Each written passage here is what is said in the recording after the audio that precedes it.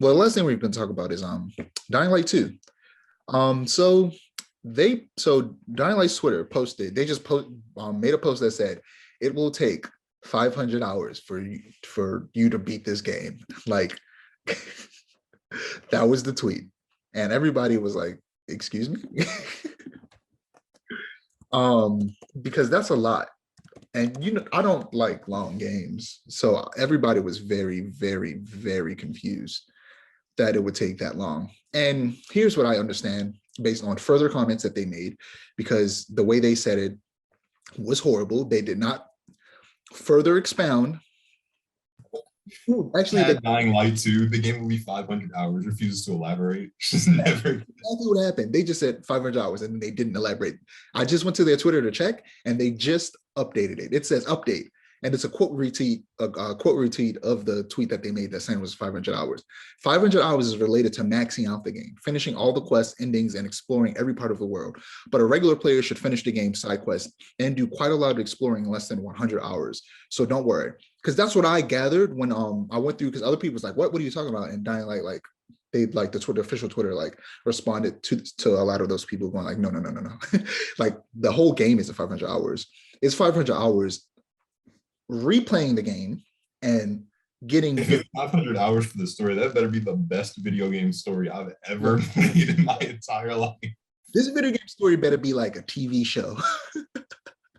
And I'm watching like 10 seasons of a TV show because I was gonna say it better be the length of like Supernatural as a TV show. With this better be Smallville length. Actually, Supernatural is like 5 seasons longer than Smallville. I was gonna say it's literally 15 seasons. Like it better be Supernatural length with like the writing of like the first couple of seasons of Game of Thrones. Yeah. Like this had better be the greatest thing to ever grace my PS4. But here's what, like, as soon as I figured out that that's what they meant, I went, now I'm a little bit more excited for this game than I was, because if the story branches off so much depending on your decisions that it will take you replaying the game several times in 500 hours to fully experience all of those different choices, that means that the choices have to be pretty expansive in terms of how different they are and how they affect the game. Because in terms of like whenever a game outside of a player choice game, like a Telltale game or a Quantic Dream game or a Ready at Dawn game tries to do something like this, it doesn't work with like action games or like open world games. It tends to only work with player choice games where it's primarily kind of like you're playing a movie. So to see them potentially maybe actually make the whole player choice thing work in an action game is kind of exciting, because that's what this is telling me, is that like if you have 500 hours worth of different choices on top of how long the actual story is, which is 20 to 30 hours, and plus like 70 more for you to 100% do all the side quests and everything, then that tells me that there must be some pretty expansive choices that could be made that really change the game, and that's interesting. So 500 hours to 100% complete the game and get all the trophies and stuff like that, not like for the story and all the side quests. That interests me. How you feel before you close this up?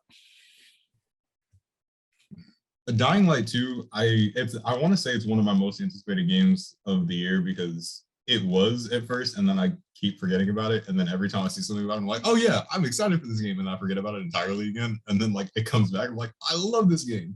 But it already is one of my most anticipated games of the year, like even if I keep forgetting about it. But I like long game stories. You know this. That's where we differ. I love long game stories, and a 500-hour story game sounds great, but I'm just very interested and very excited to get involved in this world and in this story. I played a little bit of the first one, and I liked it a lot, but I never owned the first one. I might actually buy it. It should only be like $10. It came out like 90 years ago. Yeah, so, hardcore.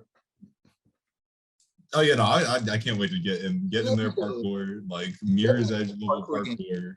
Since Mirror's Edge, the second one, and we need more Mirror's Edge, because I feel like they've just been dropping the ball on Mirror's Edge. Because the second one, I don't think they're gonna make another Mirror's Edge, because the second one didn't perform all that well monetary. That's what I was about to say. They didn't. The second one didn't perform well, so I think it's because I don't know, man. I think Mirror's Edge could be really good. I like Mirror's Edge 2. I thought Mirror's Edge 2 was great. They don't believe in it. Yeah. That's exactly what it is. They don't believe in it, and they need to just people like parkour, man. Just make a good parkour game. It doesn't even have to be a Mirror's Edge game. Like make like it's it's an EA game. Like make like an EA equivalent of like a parkour game. Like give us some parkour games. I mean, that's the thing, right? Like the Mirror's Edge, not just like the parkour. The parkour is great. The gameplay is great. It's all fun. The story of the second game was meh, but like they have so much potential for like a Mirror's Edge universe or whatever. Like there are Mirror's Edge comics Yeah, the that are world. really good. And wasn't the second one like a reboot? No. The second one was a continuation of the first game. It wasn't. It was set definitely like a reboot, bro. Because it was. No, it picked up where the second one ended, or it picked up where the first one ended. Did it? Yeah, I don't believe that. it. I'm telling you, it picked up where the first one ended. My memory says that it was a reboot, but it's been a while.